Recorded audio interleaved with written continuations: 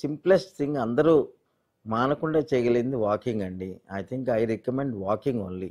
Walking ఎంత చేయాలంటే world health organisation చెప్పిన దాని ప్రకారం కనీసం 30-40 మినిట్స్ వాకింగ్ చేయాలి. వీక్లో 5 డేస్ మినిమం చేయాలి. ఇది చాలా ఇంపార్టెంట్.